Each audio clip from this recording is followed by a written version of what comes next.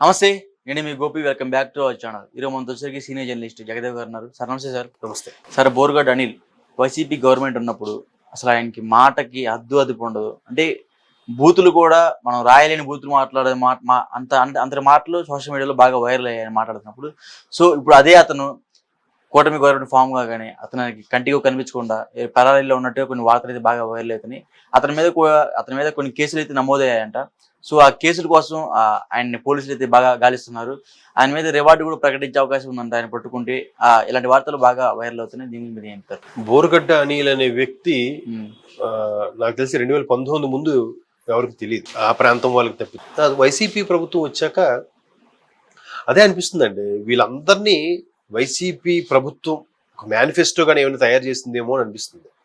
ఇప్పుడు రోజా గారు కూడా అంత ఇదిగా ఉండేవారు కాదు. ఈవెన్ టీడీపీలో ఉన్నప్పుడు కూడా ఆవిడ మాట్లాడేవారు, యాక్టివ్ గా మాట్లాడేవారు. ఇప్పుడు రేణుకా చౌదరి గారు ఉన్నారు, కాంగ్రెస్, ఆవిడని ఫైర్ బ్రాండ్ అంటారు. లేదంటే ఆవిడ పేరేంటి, బీజేపీ మాజీ కేంద్ర మంత్రి, ఆవిడ సీరియల్స్ లో యాక్టర్స్ గా కూడా చేశారు. మొన్న ఓడిపోయారులేండి ఆవిడ. వీళ్ళందరూ ఒక ఫైర్ బ్రాండ్ గా క్రియేట్ చేసింది ఏంటంటే, ఒక ధైర్యంతో నమ్ముకున్న పార్టీ కోసం ప్రత్యర్థుని చెడుగుడు ఆడేసే విధంగా మాట్లాడతారు అనేది ఒక పేరు. అంటే అంత వాక్చాతుర్యం ఉన్న వ్యక్తులుగా పేరు. కానీ ఇప్పుడు ఫైర్ బ్రాండ్ అంటే ఎలా అయిపోయిందంటే, నోటుకొచ్చినట్టు మాట్లాడడం, బూతులు మాట్లాడడం ఫ్యాషన్ అయిపోయింది. అసలు వైసీపీలోకి జాయిన్ అవ్వాలంటేనే ఫస్ట్ ఆప్షన్, క్వాలిఫికేషన్ ఏంటంటే బూతులు మాట్లాడాలి. ఫస్ట్ క్వాలిఫికేషన్ చంద్రబాబు నాయుడు గారిని తిట్టాలి నోటుకొచ్చినట్టుగా. నెంబర్ 2 లోకేష్ గారిని తిట్టాలి. నెంబర్ 3 పవన్ కళ్యాణ్ గారిని పర్సనల్ గా తిట్టాలి. నెంబర్ 4 ఈ ముగ్గురిని తిడుతున్నప్పుడు బూతులు యాడ్ చేయాలి. అంటే ప్లోరల్ లేకుండా సింగులర్ గా ఆడు, ఈడు, ఆడొక సన్నాసి, ఆడి గాడిదికి వచ్చినట్టుగా 50 ఏళ్ళు వచ్చాయి, ఆడొక 420, ఆడు ముండల ముఠాకోరు, మోసగాడు, ఇంకా నీ ఇష్టం. అంటే చూసారా సినిమాల్లో కామెడీగా చూపిస్తుంటారు, నీళ్ల బిందులు పట్టుకున్న దగ్గర ఆడవాళ్ళు ఎలా తిట్టుకుంటుంటారో అట్లాంటికన్నా దారుణం అనమాట. ఒక బాధ్యత గల మంత్రి పదవిలో ఉన్నాము, లేదా బాధ్యత గల ఎమ్మెల్యేగా ఉన్నాము, అవి ఏమి లేవు. సో జగన్మోహన్ రెడ్డి గారికి ఆయన దృష్టిలో పడాలి అంటే, ఆయన కంట్లో పడాలి అంటే, ఎన్ని రకాలుగా తిట్లు తిడితే అంత మంచిది అనుకునే జనాలో, లేదంటే జగన్మోహన్ రెడ్డి గారి యొక్క అనుచరులు ఆ విధంగా వాళ్ళకి చెప్పి వాళ్ళతో తిట్టించుకునే వాళ్ళో తెలియదు. మరి ఆ పరంగా చూస్తే హైయెస్ట్ ఫైర్ బ్రాండ్ గా ఎవరు వచ్చారంటే కొడాలి నాని గారు, బోరుగడ్డ గారే చెప్పుకోవచ్చు. అయితే ఇప్పుడు బోరుగడ్డ గారు ఎప్పుడైతే కౌంటింగ్లు ఇంత బీభత్సం సృష్టించిందో కూటమి ప్రభుత్వం, అప్పటి నుంచి మనిషి కనబట్లేదు. ఎందుకు కనబట్లేదు? మరి అప్పుడు తొడలగొట్టి మీసం మెలేసి రారా నీ అబ్బా చూసుకుందాం, ఇంకా ఒకటి కాదు, ఒక అబ్బకి అమ్మకి పుట్టిన వాళ్ళకి రకరకాల ఇలాంటి పదాలు నేను అంటే లైవ్ లో మనం చెప్పకూడదేమో, కానీ అలాంటివి చూశాను నేను. నాకు తెలిసి ఒక సోషల్ మీడియాకి చెందిన, ఒక డిజిటల్ మీడియాకి చెందిన ఒక ఫిమేల్ యాంకర్ ఇంటర్వ్యూ చేసినప్పుడు కూడా ఆవిడ, మీరేంటంటే అలా మాట్లాడతారు, అంటే మీకు నోటికి అద్దు అడుపు ఉండదా, అంటే మిమ్మల్ని ఎవరేం చేయలేరని ఇదా అని కూడా అడిగింది ఆవిడ ఒక ఇంటర్వ్యూ. ఛానల్ పేరు, ఆ వ్యక్తి పేరు అనవసరం. అడిగినా కూడా అవును మరి నేను ఇలాగే ఉంటా, ఇలాగా ఎవడైనా టచ్ చేయగలమో చూడండి. మరి అంత పకడ్బందీగా ప్రగల్భాలు, గొప్పలు పోయి ఓవర్ యాక్షన్ చేసి మొత్తం మేమే ఉంటాం, మాదే సామ్రాజ్యం అన్నట్టుగా మాట్లాడే వీళ్ళు ఇప్పుడు ఏమైంది? కొడాలి నాని గారు ఆడు గెలిస్తే నేను జీవితాంతం ఆడు ఊడిగం చేస్తా అన్నారు. ఏమైంది? ఎందుకు అంత ఎక్స్ట్రీమ్ లెవెల్కి వెళ్ళి మాట్లాడాల్సిన అవసరం ఏముంది? కౌంటింగ్ రోజు సాయంత్రమే ఇంటికి మీదకి అటాక్ చేశారు కొడాలి నాని గారి దగ్గరికి. ఎందుకు బయటకు రాలేకపోయాడు ఆయన? తర్వాత రోజు ఒక యువ నాయకుడు, ఒక పార్టీకి చెందిన యువ నాయకుడు వెళ్ళి జనాలతో వెళ్ళి రారా కొడాలి నాని డాష్ డాష్ అనుకొని పిలిచినా కూడా ఎవ్వరూ లేరు. పోనీ అరే మా నాయకుడిని ఇంత మాట అంటావా? పోనీ ఇప్పుడు జగన్మోహన్ రెడ్డికి ఎలా వాపోతున్నారు? వీళ్ళ ఆదరణలు ఆప్యాయతలు ఏమయ్యాయో, ఈవీఎంలు ఏవో చేశారు. ఈవీఎంలు నిజంగా చేస్తే కొడాలి నాని ఒక మాజీ మంత్రిని పట్టుకొని అన్ని మాటలు అంటుంటే చుట్టుపక్కల వచ్చి వీడిని కొట్టాలి కదా ఈ నాయకుడిని. ఈ నాయకుడు వెళ్ళింది ఒక 6, వీటితో పాటు ఇంకొక 5 వెనకేసుకుని వెళ్ళాడు అంతే. వాళ్ళందరూ ఒక సైన్యం వచ్చి చెదకొట్టేస్తే ఏం చేయగలడు? మరి వీడు వెళ్తే ఎందుకు రాలేకపోయాడు బయటకైనా?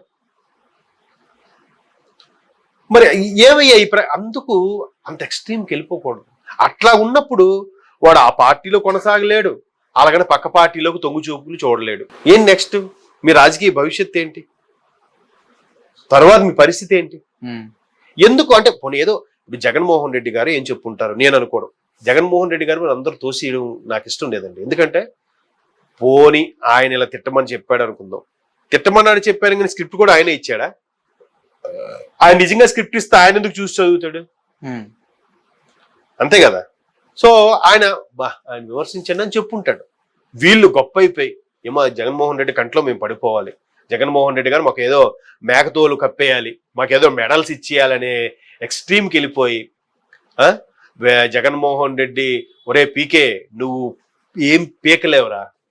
మొన్న ఒక ఎవరు అనిల్ గారు, మాజీ మంత్రి అనిల్ కుమార్ యాదవ్ గారు, అలాగే పేరు నాని గారు, ఒరే సన్నాసిన్నారు సన్నాసి, ఒరే చూడండి ఎంత చక్కటి పదజాలము.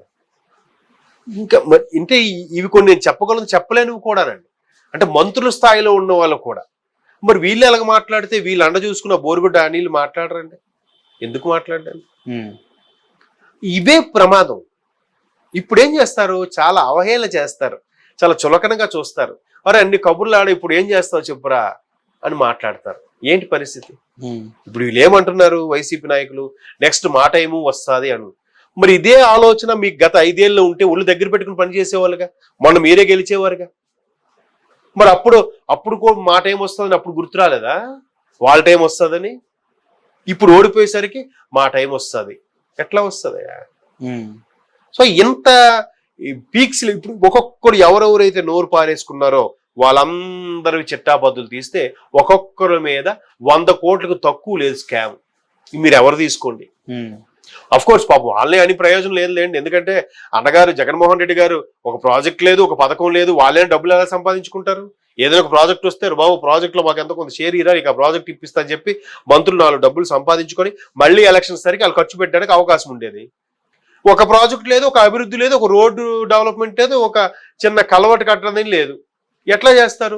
దొరికిన వరకు ఆ టికెట్లు అమ్ముకోను, ఈ దర్శనం టికెట్లు అమ్ముకోను, లేదంటే దాన్ని ఏమంటారు క్రికెట్ కిట్లు అమ్ముకొని ఎట్లా సొమ్ము చేసుకోవాల్సిన పరిస్థితి వచ్చింది. డబ్బులు పోయే, పదవి పోయింది, అవమానం, బయటికి ముఖం చూపించలేకపోతున్నారు. ఎందుకెంత దేనస్థితికి దిగజారిపోయారు వీళ్ళంతా కూడా? బికాజ్ ఆఫ్ మీ నోరు, బికాజ్ ఆఫ్ మీ మాట. నోరు మంచిదైతే ఊరు మంచిది అవుతుంటారుగా. ఆయన ఏదో చెప్పాడు బాబు, ఒక లెవెల్ వాళ్ళకి విమర్శించండి. మరి వాళ్ళ పిల్లల్ని అవంతా విమర్శించాలా? ఇప్పుడు వాళ్ళ పరిస్థితి ఏంటి? ఆంధ్రప్రదేశ్ లో ఉండలే, ఎవడేం కేసు పెట్టక్కర్లేదు, వాళ్ళే ఉండలేరు. వస్తే అమ్మో ఎక్కడ అంటే, ఎందుకంటే ఒక దుష్టుడికి ప్రపంచం అంతా సమాజం అంతా దుష్టులాగా కనిపిస్తుంది. అమ్మో నేను అలా చేశాను కాబట్టి ఖచ్చితంగా నన్ను వదలరా అని వీడితో వీడు భయపడి వీడే ముందు పారిపోతాడు నాకు తెలుసు. సో అలా అయ్యగారు అప్స్కాండ్ అయ్యుండొచ్చు, వస్తే దొరుకుతారు. ఇవన్నీ ఇంకేం కావాలి? ఇప్పుడు అవన్నిటిని కూడా ఒక్కొక్కటిగా తీపిస్తున్నారు. గడిచిన 5 ఏళ్ళలో 30,000 మంది అమ్మాయిలు ఎక్కడైతే కనబడకుండా పోయారో ఆ కేసులన్నింటినీ కూడా తిరగదోడుతున్నారు. 2019 నుంచి 2023 డిసెంబర్ లేదా 24 మొన్న మార్చి వరకు జరిగే వాటన్నిటి మీద కూడా ఆవిడ సమీక్ష నిర్వహిస్తుంది. ఆవిడ ఆ రోజు ప్రమాణ స్వీకారం రోజు కూడా అందరినీ పరిచయం చేసుకుని వెంటనే ఒక సమీక్ష నిర్వహించిందంట. నిన్న కూడా మళ్ళీ చంద్రబాబు నాయుడు గారు మంత్రులందరికీ దిశానిర్దేశం చేశారు. మనకి ఎక్కువ వ్యవధి లేదు, చాలా తక్కువ వ్యవధి ఉందని కూడా పనిచేయండి. చాలా పెండింగ్ పనులు ఉన్నాయి మన మీద, పేకల్లోతు పనులు ఉన్నాయి. ఇవి గత ప్రభుత్వం ఎంత నాశనం చేసిందో మీకు తెలుసు. ఎవరు రెస్ట్ తీసుకుంటాము, ఫ్యామిలీతో స్పెండ్ చేస్తాము, లేదంటే ఇంకో ఎదర్ అవగేషన్స్ పెట్టుకో